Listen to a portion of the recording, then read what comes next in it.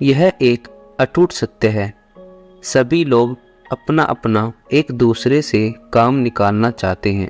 लोग इस समय निस्वार्थ में इतना लिप्त हो चुके हैं कि अपने मतलब के लिए लोग खून के रिश्तों को भी इस्तेमाल करने से नहीं चूक रहे हैं। किसी गांव में एक व्यापारी रहता था जो गांव-गांव जाकर कपड़े का व्यापार किया करता था। उसके पास एक घोड़ा था। वह घोड़ा अपने मालिक के लिए खूब मेहनत किया करता था, लेकिन व्यापारी बहुत मतलबी व नशा किया करता था। एक दिन बहुत गर्मी थी और घोड़े पर बहुत कपड़ों का वजन था, इसलिए घोड़ा सही से नहीं चल पा रहा था। व्यापारी ने देखा कि उसका घोड़ा वजन नहीं उठा पा रहा है और उसने उसे नशे में खूब मारा। घोड़ा कुछ दूर चलकर गिर गया। व्यापारी ने अपने बेटे से कहा, यह घोड़ा अब बेकार हो गया है, अब नया घोड़ा लेना होगा। और अगले दिन व्यापारी नया घोड़ा ले आए। अब वह व्यापारी खुद तो खाना खा लेता और पुराना घोड़ा भूखा रह जाता था, लेकिन घोड़ा फिर भी अपने मालिक से खूब प्यार करता और बूढ़ा होने के बावजूद भी उसके लिए कई बार हिम्मत से भी अधिक वजन उठाता था। उसके मन में हमेशा यह आशा थी कि कभी ना कभी तो उसका मालिक भी उसे प्यार करेगा। लेकिन आपने ये कहावत तो सुनी ही होगी, ये दुनिया बहुत मतलबी है, इनका अपना मतलब ना हो तो वह भगवान को भी ना पूजती है।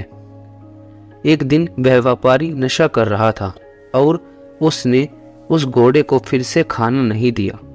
वह घोड़ा खाना न मिलने के कारण एक मैदान में घास चर रहा था। उस मैदान में एक कुआं था। वह घोड़ा उस कुएं में जा गिरा।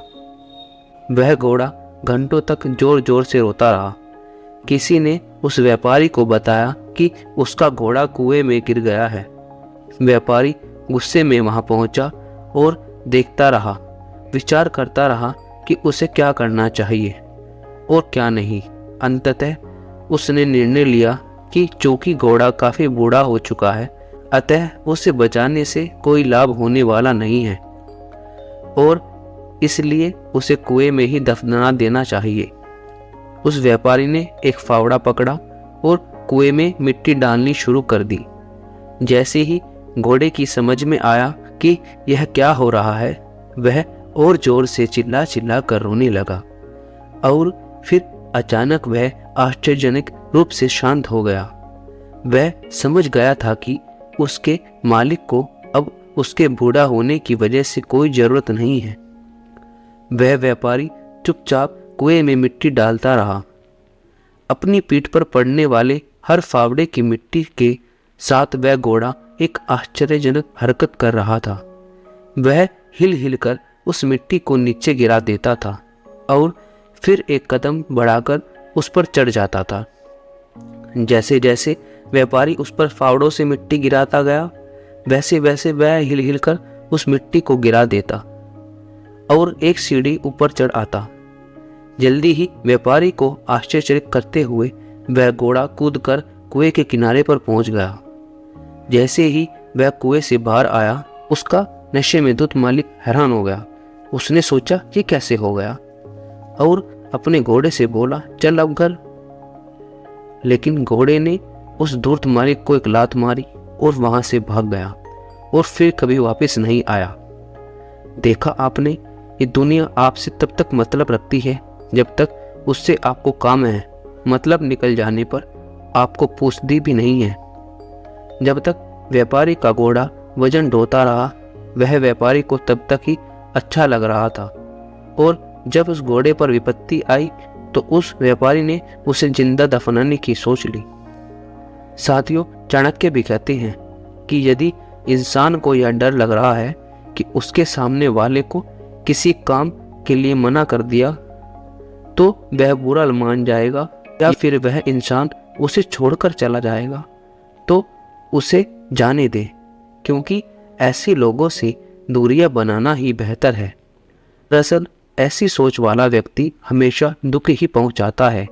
साथ ही जिंदगी की आज़ादी भी छीन लेता है।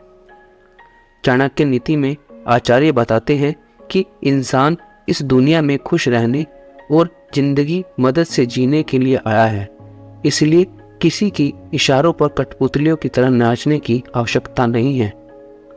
कोई जन्म से बुरा नहीं होता है, किसी को हालात बुरा बना देती है, तो किसी को संगत तो किसी को समय। अगर आप खुद से अपने साथ हुए धोखे को लोगों को बताएंगे तो वो आपके सीधेपन को समझ जाएंगे और फिर लाभ उठा लेंगे। एक बात अपने जीवन में जान लें, जो व्यक्ति आपको अपने मतलब निकालने वाला लगे उसे बस एक ही शब्द कहें, ना। ना कहना आपको सीखना होगा, वरना ये दोगली दुनिया आपको बहुत उपयोग करेगी और अपना मतलब निकल जाने पर आपको मक्खी की तरह निकाल कर फेंक देगी। कभी कभी जो व्यक्ति आपके सामने आपकी तारीफ करे वह कभी कभी उतना ही गहरा घाव देने लगते हैं। कुछ लोग आपको ऐसे मिलेंगे जो दूसरों की जिंदगी बर्बाद करके ऐसे खुश होते हैं जैसे ये उनका रोज का काम है। इसलिए ऐसे लोगों से दूरी बनाएं, अपना मार्ग खुद बनाएं, खुद चलें। बचपन में एक बार मेरे पिताजी ने मुझे कहा कि जा बकरी चराने के लिए एक लकड़ी खेत से ले आ। मैं एक कुल्हाड़ी लेकर खेत में गया। जानते हैं, मैंने पहली कुल्हाड़ी एक बहुत ही सीधे साधे पेड़ पर मारी। उस डाली पर कोई कांटे नहीं थे और उसको काटना भी बहुत आसान था। उसी के बगल में एक दूसरा बाबुल का पेड़ था जो पूरे कांटों से भरा था। मैंने उस पेड़ के पास तो जाने के बारे में सोचा ही नहीं। आखिर मैं अपने हाथों में कांटे क्यों छुपाऊं? अब इंसान के साथ भी बिल्कुल ऐसा ही होता है। जो इंसान टेढ़ा होता है उसको ज़्यादा डिस्टर्ब नहीं किया जाता है, उसको ज़्यादा तंग नहीं किया जाता है और आमतौर पर उसकी सारी बातें मान ली जाती हैं। वहीं अगर कोई सीधा इंसान होता है तो उसको अपनी बात मनवाने के लिए पापड़ बेलने पड़ते हैं और लास्ट में उसको वही मानना पड़ता है जैसे कि लोग उसको मनवाना चाहते हैं।